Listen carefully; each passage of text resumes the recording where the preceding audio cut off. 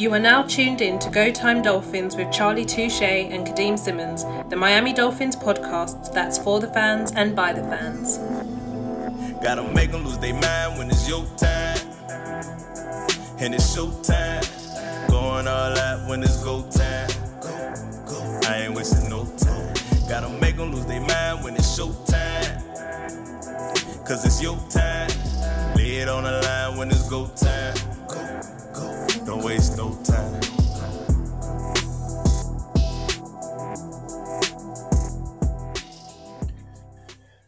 The joys of recording when we're in two different countries and weathers and internet connections, all of that. However, Charlie, last time we were on here, last time we had a full and frank conversation about the Miami Dolphins was over a week ago, and a lot has happened since then, not just at Hard Rock Stadium, but I feel like across Miami. I didn't get the memo in terms of the Inter Miami FC jersey. I've got mine with me, but I'm not wearing it. So before we truly delve into the latest going on with Miami football, and I guess the Miami Heat and the Florida Panthers, what's the mood like in Miami with the not so breaking announcement that the GOAT himself, Lionel Messi, is moving to Miami? Bro, you said Miami football, and I wasn't sure if you were talking about Miami football or Miami football. I'm just saying, bro, we got a group chat, bro, and I didn't want to celebrate Messi coming to South Florida until it was official, like 100%. There's no way that it's not official, and everybody was reporting it. I was like, nah, not yet. I needed to be all the way official. And then, you ever heard of GOAT talk? Like, then Messi said, yeah, man, I just chose Miami. I didn't want to put my the players on Barcelona in like a tough position. You know what I'm saying? Like, in order to retain me, it was they had to move people and not pay people what they deserve and stuff. Listen, man, I'm glad I've been on the right side of the Messi thing for a long time, bro. Like, there's probably 2 years ago on the episode I asked you Messi or Ronaldo. You know what I'm saying? And you know that's a popular conversation for some reason. I don't know why. It's because it's a simple answer. And I'm the only person in the fourth quarter group chat that said Messi all those years ago. And then now I'm just chilling. Like, I'm just chilling. You feel me? So you're gonna see a lot of pink and black on this podcast when it comes to wearing the Inter Miami shirts. But unfortunately, the Miami Heat took an L last night in the NBA Finals. We lost Game 5. We were hoping we could get it back to Miami for Game 6, and then you never know what happens Game 6 on your court and force it into Game 7, see what happens. But we did not prevail. We thought we had a win last night. It was close, but did not go in our favor. And I learned a lot about myself, Kadeem. I'll be real with you. I don't know if I'm ready to witness the Miami Dolphins lose a Super Bowl. It hurt last night watching the Heat lose, bro. I'm like, yo, and it wasn't like we were favorites or nothing. Like, everyone said we weren't going to win, but as a fan, you hold on to as much as you can until it's over. And then when it was actually over, it's like, yo, it's over. And now it's over. So I don't want to imagine what it'll be like to witness the Dolphins lose a championship. So, boy, I ain't even gonna lie to you, bro. I already know my process when the season's over. Like, I can't watch the sports shows for like weeks. They're gonna be talking about the Heat, Heat culture, and are the Heat overrated, all other good stuff. I don't even want to see none of that stuff. So I can only imagine when it comes to the Dolphins losing the Super Bowl, what it'll be like. I don't want no part of that. So, yeah, man. It's Go Time Dolphins, the Miami Dolphins podcast that goes not only across the pond, but across the world. I'm your boy, Charlie Touche. I got my co-host, Kadeem Simmons, with me. It's always for the fans and by the fans. Your favorite podcast. And we talked about the Heat. We talked about Inter Miami. The Florida Panthers have their own game 5 tonight. We're going to see how that goes. But a Miami native was released last week in Dalvin Cook. And, you know, everyone has the Dolphins as the front runner to Dalvin Cook coming to Miami. Before we get to Dalvin Cook, though, Kadeem, we got some AFC East news.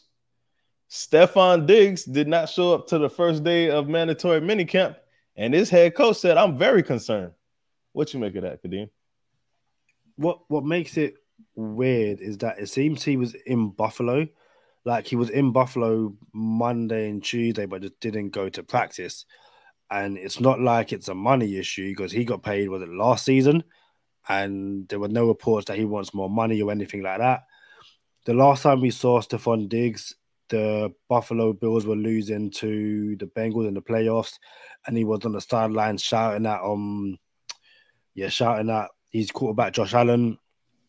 So it seems like everything, is rosy down in Buffalo. Is it down in Buffalo or up in Buffalo? It's definitely up in Buffalo. Okay, cool. Up in Buffalo. And yeah, we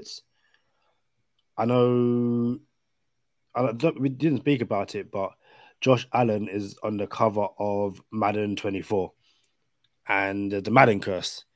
Now, no way wishing injury on Josh Allen because that's not something we do over here on Go Time Dolphins.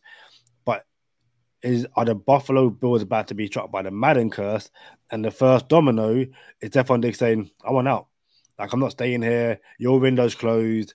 Let me go elsewhere where, let me go to the Eagles where I think I can win, a ring because it's not going to happen in Miami. It's not going to happen in Buffalo because the Dolphins are too strong. The AFC is too strong. We're on a decline. I want to spend my last 2 years not in the snow and with a quarterback who can actually get me to the Super Bowl." Bro, the window is closing in Buffalo. And pretty rapidly now that they missed their mark the past couple of years. So to have Stephon Diggs going diva on them at the perfect time, I'm like, yeah, hey, I like it. I like it because I'm actually about to put in my bets soon. So I need to get these odds while I can. To see Stephon Diggs cutting the fool, I like it. Give it to me.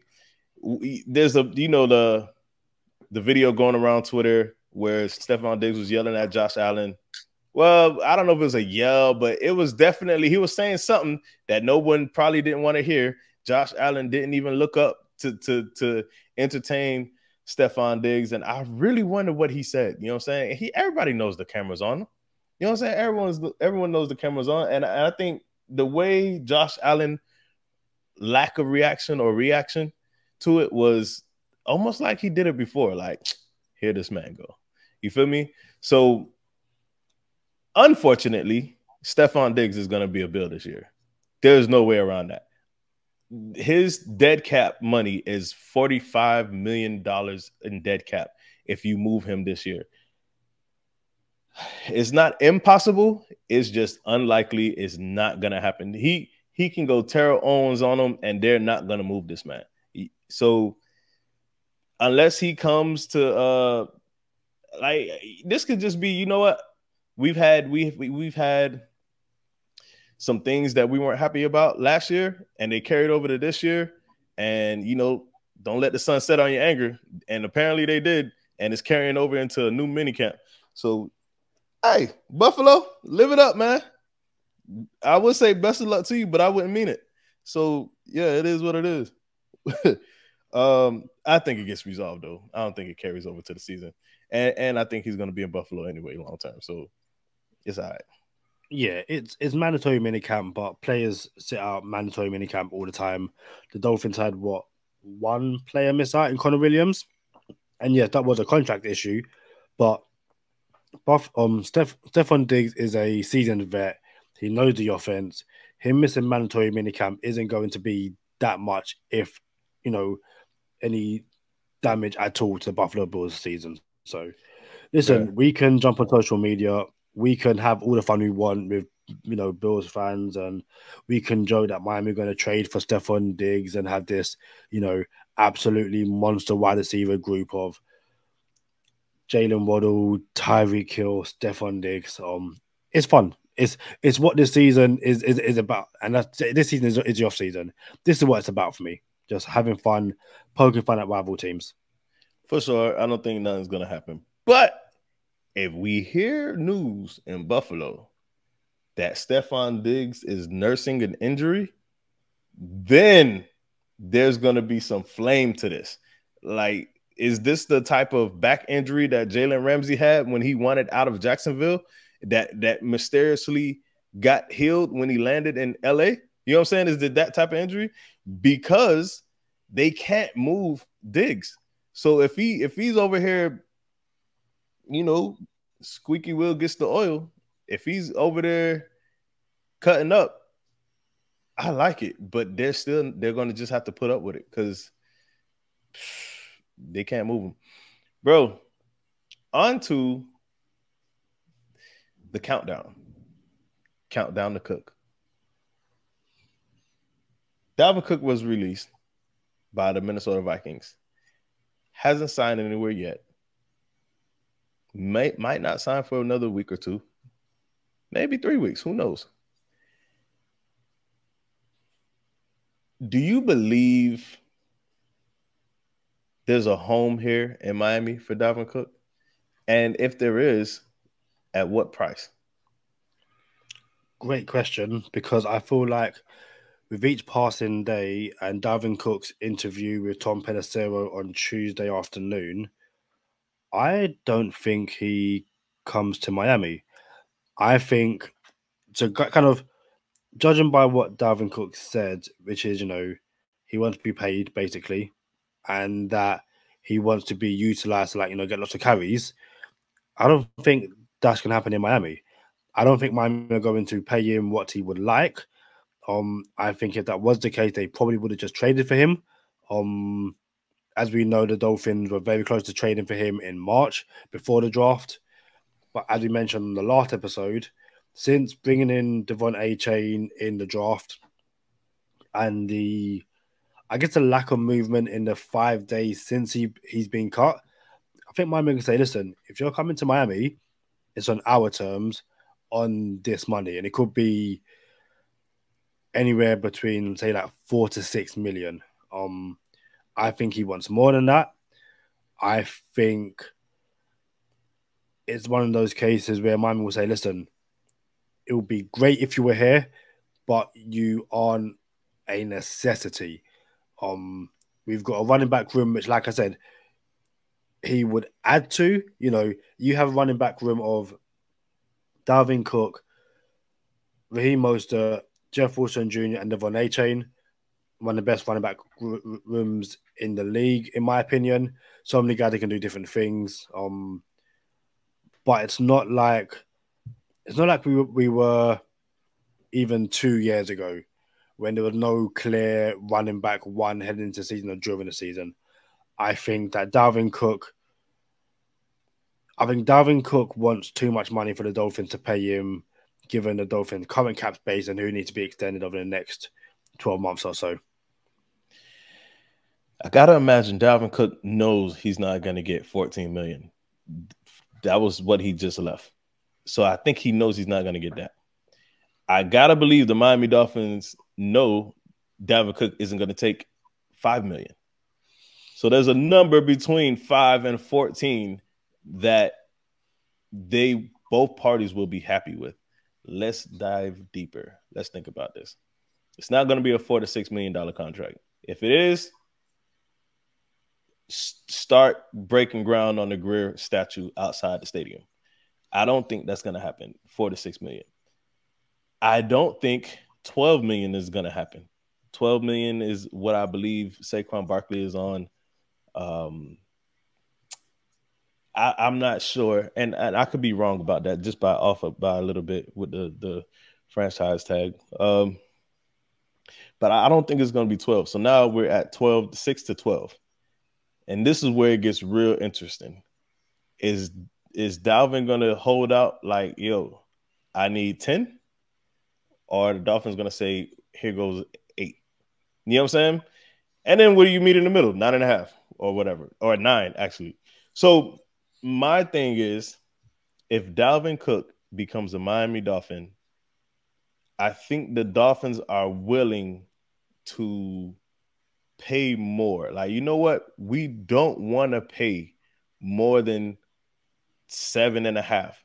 For those of us who remember, Chase Edmonds got 7.5. 7.5. I want to say for 2 years. It was a 2-year deal. 1 year guarantee. I think I can't remember off the top of my head, but I know it was 7, and it was in the 7. About that. And my thing is, I think the Dolphins also know it's gonna come in higher than a Chase Edmonds contract. So for the Dolphins to entertain this, they have to know what they're looking at. And that being said, I think the number is $8 million with a high of $9 million. So if Dalvin Cook is a Miami Dolphin, I believe it'll be for $8 to $9 million a year. And I don't know if the Dolphins pay it, but I am very interested in seeing what happens.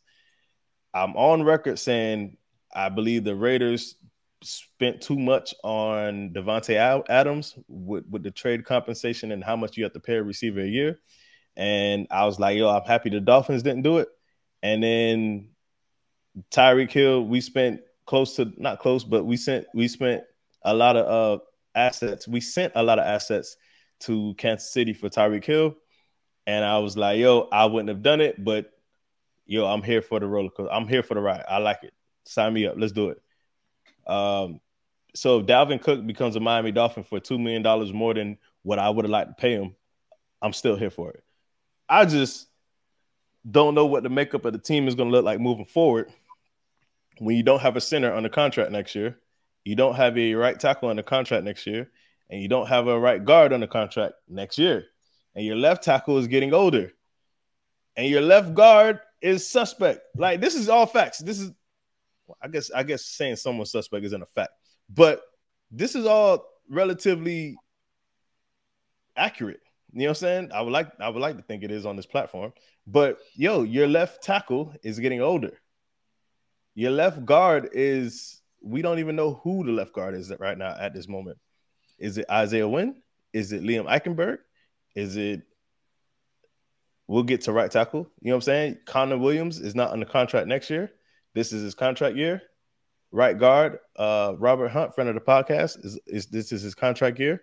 And right tackle, friend of the podcast, Austin Jackson, is in his contract year. Signing Dalvin Cook will hinder some things if you're not sure about what you're going to do at O-line. So, hey, man, I'm here for it. If it means winning the Super Bowl this year and figuring the rest out, I think that's what KC did. Like, KC, like, yo, we won the Super Bowl. We don't have any receivers for real, and we'll figure it out while we're still celebrating this Super Bowl that we just won.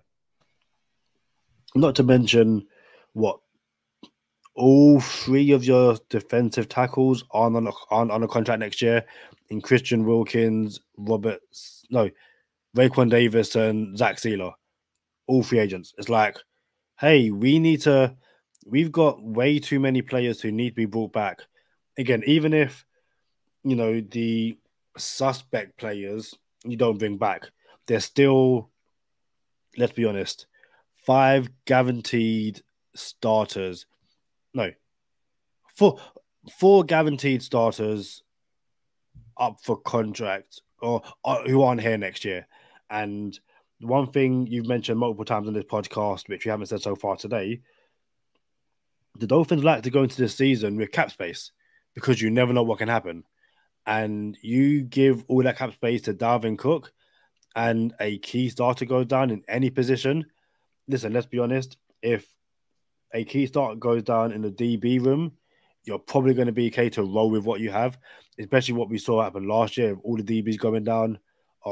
If a key starter in the wide receiver room goes down, you're probably going to be okay, but you don't really want to risk it. And not to mention, teams are going to start cutting players in a few weeks / months. Someone who could be like, hey, actually, do you know what? This genuine NFL starter right tackle is now available, and we've got the money to go get him. So let's do it. So, yeah, paying Dalvin Cook essentially all the free cap you have this year isn't wise in my opinion. I think that it's one of those situations where I guess regardless of age, you kind of want the player to get the money because you want them to maximize their value and their worth. Someone like Dalvin Cook, we thought would want to go play for a contender and accept less money, especially when coming off a $14 million contract in Minnesota. But when you're a running back, and especially after you've been paid once, you never know when your career is going to be done because teams don't pick up aging running backs as often as they probably should. And you're on record, I believe, in saying that you wouldn't be surprised if Devon Achane is the starter by week 4, week 5. So in a running back room where the Dolphins tend to go with running back by committee as opposed to a genuine bell cow, if you're the Dolphins, why are you paying upwards of $9 million to someone who isn't going to be carrying the ball 20 to 30 times a game? It doesn't make much sense. So I think, again, to go back to answer your initial question, with every passing day, I'm less and less inclined to think that he's going to get a deal in Miami. The flip side to that is come preseason and no one picked up Dalvin Cook, he might be like, you know what? Yeah, I'll take less. I'll take a 1 year, somewhat prove it deal, win a ring in Miami, my hometown, and then next year I'm a free agent again. I've shown that I'm healthy. I've shown I can run the ball in not just a playoff winning team, but a Super Bowl winning team. So let's get something done. And you look at maybe a Detroit Lions or someone who believe they can make us playoff run over the next few years. Here's everything you just said makes sense. I can still make a case. Remember when we went through the cap space, the how much cap was allocated to the running back room last season? It was like $12.5 million. And then I said this year we can get it down to half. And then we got it down to like half of 12.5 this year. So now if you add Dalvin Cook at 9, it's almost like a transition. Yes, he's getting paid. Well, I'm just assuming 9. Yes, he's at $9 million, but next year there are no running backs under contract except Devon Achane. So now, if you do have Dalvin Cook for, we'll call it 2 years, it'll most likely be a 3-year contract, 2 years guaranteed. So let's just say you go into next year with Dalvin Cook making $9 million. You only have 2 running backs now under contract. Dalvin Cook at 9, Devon Achane practically free, and then you can add behind that, and it'll still have the cap allocated to the running back room under $12 million. So yeah, Dalvin might be making upwards of $9 million, but the running back room as a whole would this year would be by committee. Next year would probably be less committee. He's not going to be the David Johnson bell cow once upon a time. You know what I'm saying? He's David Johnson. Those aren't going to happen. You're not going to get 30 carries in the Dolphins offense. If he wants to go get 30 carries somewhere, go to the Texans and help him resurrect. You know what I'm saying? Like, and go get your 30 carries, go get your 13 million and resurrect the Texans and be a part of the process. But here in Miami, you're not going to get 30 touches. And that's just real. Like in the offense, there's about 60 plays. You want to keep it as balanced as possible. So let's just say there's 30 passes, 30 runs. We'll call it 30-30. You're not getting 30 carries for one, and you have serviceable running backs behind you where you're probably not even getting 30 touches. You know what I'm saying? So he's going to be around the 16 touch mark. And matter of fact, shout out to Mike McDaniel because he actually broke this down into a science. and it was really good. And I can't remember where I seen it or heard it or how long ago it was. I think it was last year. He actually broke it down to where if you break down a running back's touches and yards per touch, not whether it's pass or run, then you could kind of equate that into how many running backs you want, right? Like, yo, I don't want one running back having this much wear and tear on them. So let's break this down into 3 running backs. So Mike McDaniel is not in on the quote unquote bell cow running back either. So we're gonna see how this goes. And I'm anxious. I'm interested. I almost said interested and anxious in the same word, but I'm interested and I'm anxious to see what happens. But I'm all for it, bro. And if it doesn't happen, I still think we're good. But my bro, I have concerns about the O-line next year. We're not. I mean, you know, we're still talking about this year. We haven't even played the season, but it's like this is why it's a Super Bowl window, because you have to maximize what you have while you have it. Shout out to the Florida weather showing us that it's here with the lightning and thunder and the rain outside. I heard that. That was mental. I actually like it. I think it's pretty dope. But I think, and again, like you said, the Super Bowl window.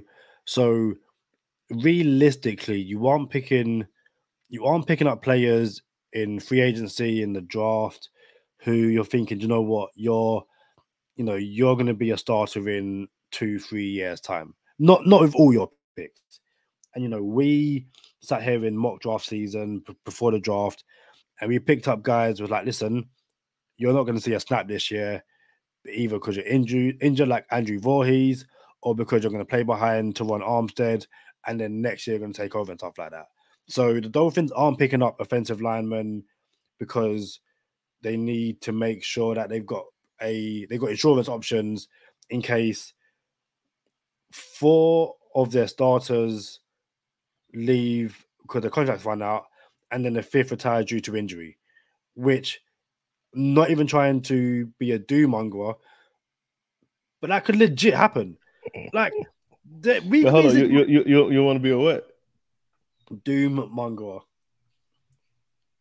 Never heard it? Knock yourself out, Kadeem. Basically, I don't want to bring fear into people's life, basically. And I might have said the word incorrectly. So I know Drake would be like, Kadeem, you got it wrong. Like, don't do that. But yeah, the Dolphins legit are looking at a situation where they need to, at the very least, bring back 2 offensive linemen. And I think if you were to ask me now, they would bring back, well, the guys out of contract, I think they bring back 2. That's what we talking about the running back room? The offensive line room. Oh, offensive line room. Out of the guys who are on contract years right now, do you think they bring back 2? Yes. I ain't gonna lie to you. Josh Jacobs was a first-round pick. That same thing with Danny Dollars. Gotta put respect on Danny Dollars' name. Same thing with Danny Dollars. He was a first-round pick that did not get his 5th-year option. What is it called? Extended? Exercise. Yeah. They did not exercise his 5th-year option. Josh Jacobs did not get his 5th-year option exercise. Both of them showed up last year and said, oh, yeah? Watch this. And then they performed, exceeded expectations, and now both of those teams are in pickles because the Giants just gave Danny Dollars $46 million a season for showing up one time. The Raiders are in a situation where, Josh Jacobs is in his last year, and we don't have him for his 5th year. And now what do? Matter of fact, I'm sorry, they didn't extend him the year before, and now he's on the franchise tag. That's what happened with Josh Jacobs. So now Josh Jacobs is on a franchise tag when you could have just 5th-year optioned him. So now what happens to bring that home? What happens a friend of the podcast, Austin Jackson, shows up and has a Pro Bowl year. Like, I guess he was hurt the past 2 seasons. And then everyone's gonna be like, dang, now what? You see what I'm saying? So I want to pump the brakes on saying, oh, we'll probably bring back this guy or that guy. Because anything can happen this season to where someone shows up, exceeds expectations, because we're expected to go the distance this year. We're expected to go on a run, and we can't go on a run if people don't show up for us. So if our right tackle isn't showing up, or our center isn't showing up, we're not going to do anything, and then they have to go anyway. So I'm expecting big things from our O-line, not in a unrealistic way. We hear you, Florida. We appreciate you. You know what I'm saying? Like, you know what I'm saying? You're trying to make a cameo on the podcast. But, yeah, not in an unrealistic way, but I am expecting the O-line to hold up. And if the O-line doesn't hold up, Chris Gray and Mike McDaniel are going to have something to answer for. And I don't see that part happening. I think we're going to be good. So we have a conundrum, and I'm ready for it as long as we come home with a ring. I don't mind going through all of this if we come back with a ring. Yeah, definitely. And we didn't speak on it back end of last week, but the early signs from mandatory minicamp, and again, it's mandatory minicamp, it's early signs, but one of the days Liam Eichenberg won the Royal Orange jersey, had a great day the previous day, and the people who were there, the reporters who were, tweeting, giving updates, the one thing they said quite a lot was, hey, this run game was percolating, and that was because he was running behind Liam Eichenberg. He showed, again, I'm not drinking the Liam Eichenberg Kool-Aid. You've got to do it over 17 weeks, stay healthy for 17 weeks, and show why the Dolphins moved up for you in the second round to pick him. But I'd much rather hear those great signs as opposed to, he looks in trouble, all that kind of stuff. And then also, again, friend of the podcast, Austin Jackson, he looks like he's in the best shape he's been in since he arrived in the NFL. And, I'm not saying this because he's a friend of the podcast. I'm saying this because it's a fact. When we drafted him, hadn't he just donated bone marrow to his sister or something like that? Bone marrow surgeries to his sister was expected to have not a red shirt year, but like a tune-up year. And that was the year where he actually, I thought, did pretty good. Yeah. Like, when I say pretty good, I didn't see why there was so much criticism on Austin Jackson. And same thing with Solomon Kinley. You remember? Like, these boys pretty straight. And then it was like, okay, what's going on here? So go ahead, you were saying something. But no, you can only give players excuses for so long for like, you know what, you kind of have to overcome this. But same way, oh look, Tua's not injured. Tua has a offensive coach and weapons around him, and he puts up MVP numbers. Austin Jackson in this system with coaches who believe in him, and he's fully healthy, we might see why the Dolphins opted to pick him in the first round. And for those who are already out on Austin Jackson and Liam Eichenberg, you're more than welcome to. You guys have opinions. It is what it is. But if they do show up, please, do the honorable, decent thing to say, yeah, I was wrong, instead of trying to, oh no, by X, Y, and Z, because, it happens. Same way people were out on Tua. Yeah. I don't know if I'm going to do it on this side of bonus time or after, but Xavier Howard says some things about Noah Igbinoghene. I don't know if you saw it last week, but I found it quite interesting. Interesting enough to have a somewhat short conversation at the very least, I guess. Shout out to Tyreek Hill. 1 year with the Miami Dolphins, broke the franchise single season receiving record at 1,710 yards receiving. Broke the franchise record for single season receptions with 119. 7th Pro Bowl selection, and first team All-Pro. The same Tyreek Hill that was going to fall off the map because he didn't have Patrick Mahomes. The same Tyreek Hill that was supposedly finished, or he was done.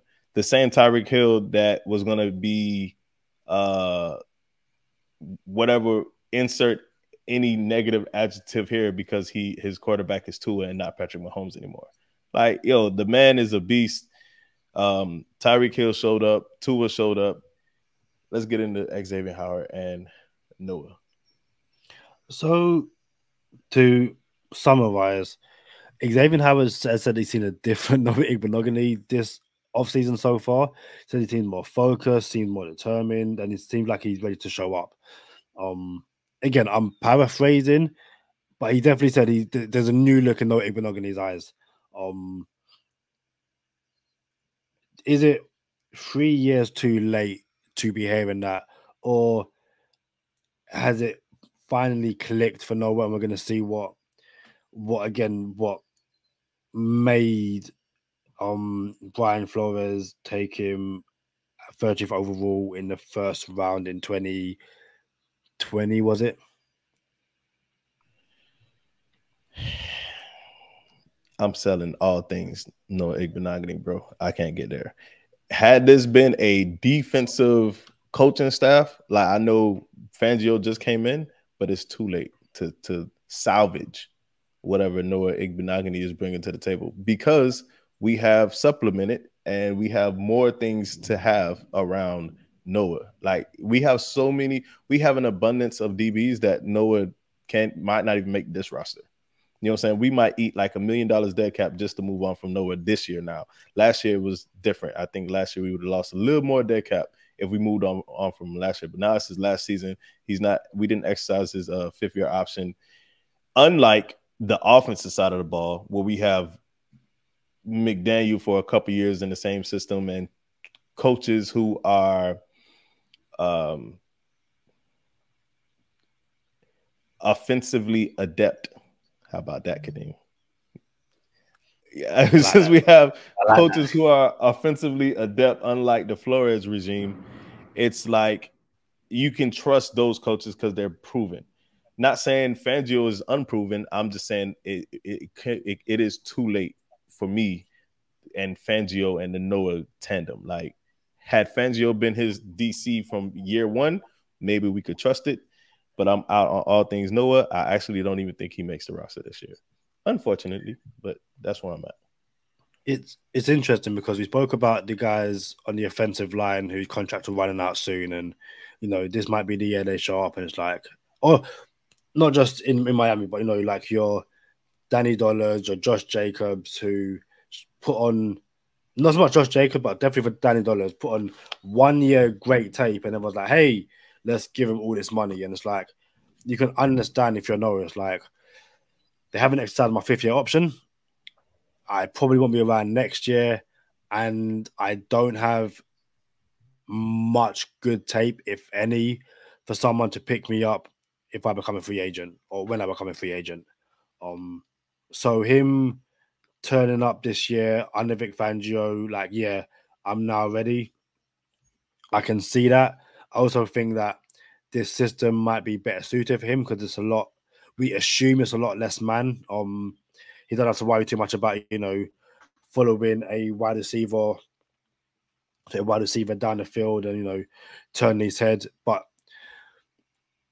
yeah, I'm glad he's at least got Xavier Howard saying positive things about him. But again, it's show me how you look in the preseason, because if we're totally honest, he'll probably be one of those guys that plays the majority of the game, because you're going to give Xavier Howard and Jalen Ramsey a few snaps. You're going to give Kader Kohou a few snaps. Then you're going to see what you have in True Williams as he recovers from his injury. You're going to see what you have in who's the guy coming off of an injury, Eric Rowe. Is Eric Rowe coming off an injury? Nick Needham. Nick Needham coming off an injury. And then, yeah, you're going to see, hey, Noah, you're up against first-string guys. We really need you to be locked down, because if you're getting beat up by guys who are going to be out of a job in 2 weeks, you might unfortunately be, in search of, Churchill work alongside those guys. But yeah, I just find it interesting that Noah's name got mentioned, especially after was it last year when Noah was working out with Xavier Howard before the season, and people were like, "Hey, this is It going to be was his last year." year. It was. Yeah, and the highlight of his year was a game-winning interception on my birthday against. Hey, that's a highlight, Holmes. Let's not minimize the highlight, though, bro. Hey, like that was epic. Like that is probably his best career highlight. That's as good as it's gonna get. And to be fair, that's as good as it's gonna get for a lot of corners, not just Noah Igbenogany. That is a game-saving, game-winning interception on Sunday Night Football, honoring the 72 Dolphins in a night. Now, I ain't gonna lie, bro. That is, if there was nothing you did, at least you did that. And I'm okay with it. Kadeem, can we talk about something we didn't talk about? Shout out to Nick Hicks from Perform. Posted a glitch from the New England Patriots social media team. Yes. Bro, they showed Mac Jones dropping back in practice and throwing a deep ball and spliced the video to make it look like Mac Jones threw this dime, but he didn't throw it, and sliced two videos. And Mac Jones threw the ball to the left, but the ball ended up going to the right at the end of the video. Bro, and Nick Hicks called it out, and I'm so appreciative of it, because if this was a Dolphins video, this thing would have been all over NFL Twitter, like, yo, look at what the Dolphins are doing. Like, lying on their social media with these fake videos. I cannot believe a NFL team spliced a video to make it look like their quarterback was throwing dimes. Like, and that's what I'm saying. Like, I can't believe the Patriots did this. We had a Tua underthrow last summer, which basically went viral, and if I remember correctly, dominated news for days. 4 million hits. 4 million views. It was an underthrow. Like, the pass was completed, but it was underthrown. And the cheaters, basically, like, the cheaters doctored evidence to say that their quarterback's the guy. Like, there's no two ways about it. They doctored evidence, tried to present it as, hey, you know, Mac Jones cooking in year 4, and it's like, no one batted an eyelid. No one whatsoever. Right, they cheated in real life and cheating on social media. Like, all the lies and deceptions coming out of New England. Oh, gosh. The quarterback rankings are going to be so much fun. So much fun. Y'all know what time it is. Stay positive. Test negative. For Kadeem Simmons, I'm Charlie Touche. Thank you for tuning in this time. Make sure you catch us next time on Go Time. Already. Gotta make them lose their mind when it's your time. And it's show time. Going all out when it's go time. I ain't wasting no time. Gotta make them lose their mind when it's show time. Cause it's your time. Lay it on the line when it's go time. Don't waste no time. Gotta make them lose their mind when it's your time. And it's show time. Going all out when it's go time. I have some personal news for our listeners and for yourself as well. But you already know the personal news. This is purely personal. But I am no longer a full-time sports journalist. After 9 years, I've hung up the pen and pad basically. And now I write about the gambling industry, the online betting industry. Writing about companies like DraftKings, FanDuel, all these different companies, like different slot machines and stuff like that. So yeah, I just thought I'd announce that because, you know, you guys know so much about my life, you know, what I get up to at the moment. And yeah, I am no longer a full-time sports journalist. I will now be rubbing shoulders with the gambling industry. And I'm looking forward to it. It should be fun. Hey, tune in to Easy Money segments when the season comes back around. Bro, do you remember when AT&T allegedly had a scandal saying phones, like the what's the word I'm looking for? Like the phones would basically break at a certain time. Like they wouldn't work right because the new phone came out. You remember that? Like obviously not break, but they won't function the same. Yes and no. So I didn't know that. Like the integrity of the phone would give out when the new phone came in. So there's always been a long-standing rumors with iPhones that the moment Apple announces a new phone, the old one just starts to break down. The battery life isn't the same, has all these issues, and it's like, oh my days, I need to buy a new. So I didn't know that was like an actual scandal around a mobile phone company. I just knew it was one of those rumors you hear in the UK surrounding Apple and iPhone, basically. Bro, and I said allegedly because I believe it was the company that I just mentioned. And not only that, I believe they also gave money back to their customers. Like there was a whole thing where, hey, this month you have an X amount of discount because I think that's what happened. Kadeem, bro, I ain't gonna lie to you. I wasn't an iPhone person. I was an Android person. And I got my first iPhone, I want to say 2016. I got my first iPhone. And I ain't gonna lie, I couldn't go back. I like, you know what? I was missing out. iPhone is where it's at. But then I noticed, bro, every time I bought a charger, my other charger would stop working, bro. I'm like, wait a minute, dog. Like, listen, I'm like, all right, I need a new charger. Let me go get one. Right?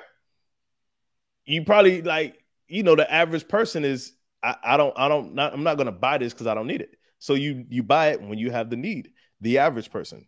So now,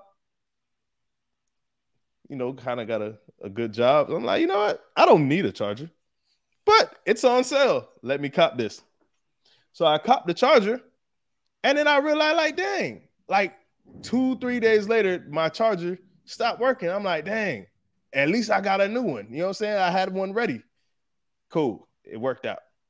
And I want to say one more time this happened, like through the years since 2016. I'm like, nah, it's not a coincidence that I just bought another charger and now my old charger isn't working. Kadeem, on everything. I had a charger. It's one of those like 5 feet chargers or something, 4 feet that you can just chill. And I was using it and everything's good. Everything's sweet. And I go to AT&T to buy some accessory and it turns out it's like buy one, get one free or buy two, get one free. So I'm like, all right, well, let me buy a couple accessories and get something free. So I got a free supercharger. Like, you know, it charges in like 15 minutes. Taking it out the box yet. This is true story. I have not taken it out of the box yet, but now my old charger stopped working. I don't like it, bro. Like I feel like there's some AI stuff going on where it's like a chip and like if these chips get too close, the old one stops working, bro. I do not appreciate that, bro. So basically, so you say like the moment you enter your apartment with the wire, or is like the moment you buy the wire and the other one's like, no, I'm done now. Like you're cheating on me with a new wire. So I'm packing my bags and I'm going home. Bro, y'all call them wires? Y'all don't call them chargers? No, we call them phone chargers, but it's like it's the charging wire, I guess. I get it. Nah, I think when it's in the same vicinity, bro, proximity, like yo, it just picks up on the chip. Like, hey, there's another one in here. So the older one has to die. Like, I don't like it. See, I can't co-sign this the theory because I've got 2 iPhone chargers, and they both work completely fine. There's no issues with either one of my iPhone chargers. Now that we brought it up, let's see how long they last. Oh no, this has been. Now that we brought it up, at least a year. How long they last? Now that we brought it up, let's see how long they last. I'm telling you, bro, they're alive. Let us know in the comments. Do you have only one phone charger because and normally get another one that breaks, or are you able to have multiple phone chargers because this isn't a thing and Charlie's being paranoid? Let us know in the comments.